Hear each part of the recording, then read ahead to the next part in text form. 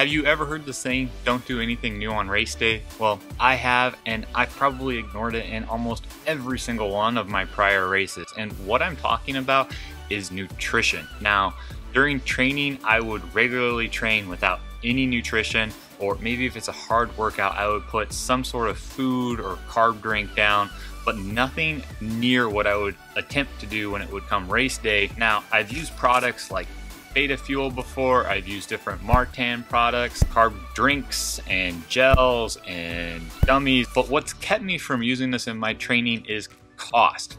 This packet right here is about $3 a packet. There's a Martan product out there that's $3.50 a bottle, and honestly, if I was going to train with that, the cost would just be extremely prohibitive. So today I'm gonna change that. I'm gonna make my own drink and I'm gonna save a bunch of money.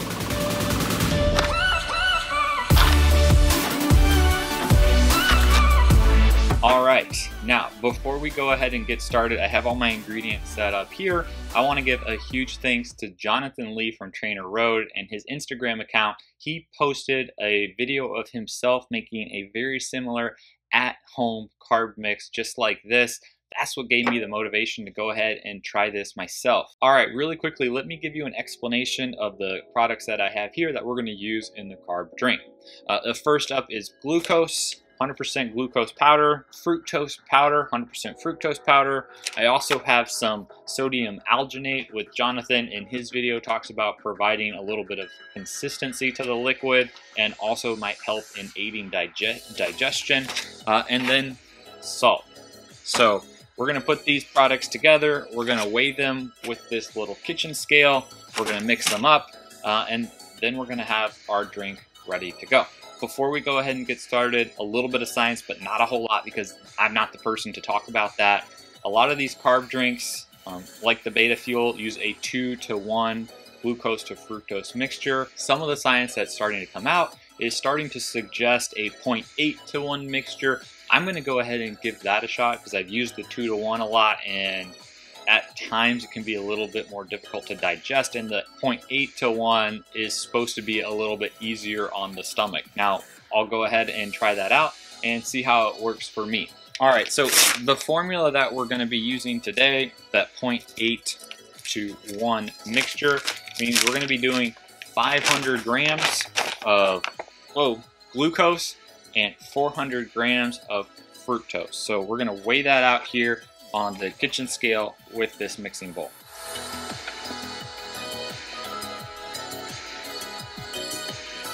Now, to mix and hold this for future use, I'm going to be just using a gallon plastic jug that I have here. I have no clue how I'm going to get this in here without making a mess. I'll do my best. I'm just going to take this really slowly. This is obviously my first time doing this.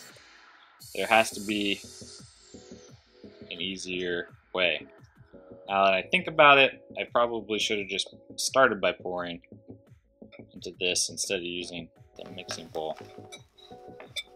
So next up we're going to put together is the fructose powder. 400 grams of this with 500 grams of the glucose gives us that 0.8-to-1 ratio that we're going for. Container back on here.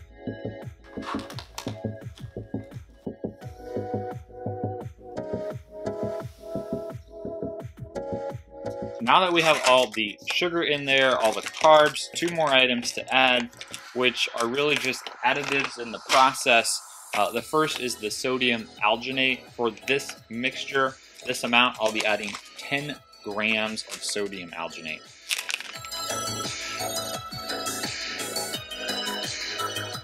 And lastly is 10 grams of sodium.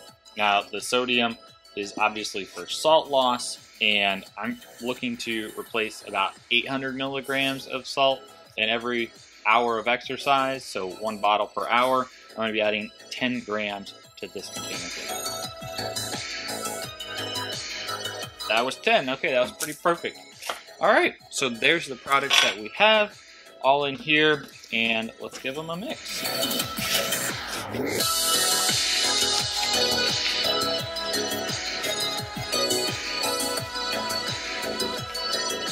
All right, now that we have this well mixed, I do have a blender bottle here with me, and today is actually a long run Sunday with some half marathon paced efforts in it, which is an excellent opportunity to give this stuff a first try. I'm going to open up this bottle and we're going to make our first drink.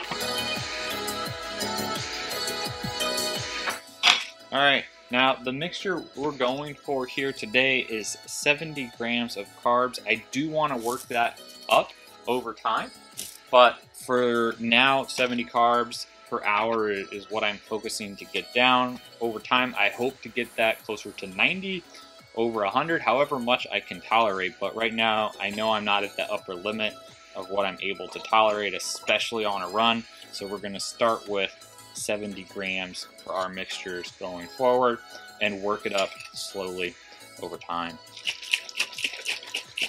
All right, now obviously let's talk about cost, because the reason I said I was going to do this is because I want to save a lot of money. I don't want to spend $3 a bottle every single time I'm working out. I want to figure out a way to practice what I'm going to use in a race at a much more affordable level. Now, what did I spend to put everything together here?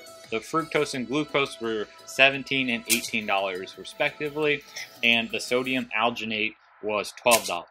The salt I have in the kitchen, not really concerned about the cost. So looking at this on a per bottle basis, what I spent was actually $1.50. Not as much as I'd hoped to save, because I honestly didn't go to probably the most economical places to buy these products.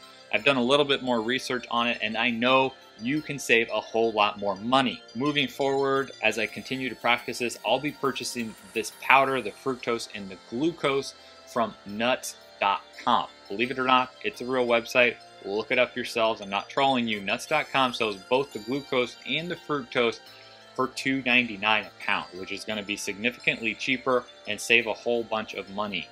What does that come out to with this exact recipe, which is in the description below, by the way?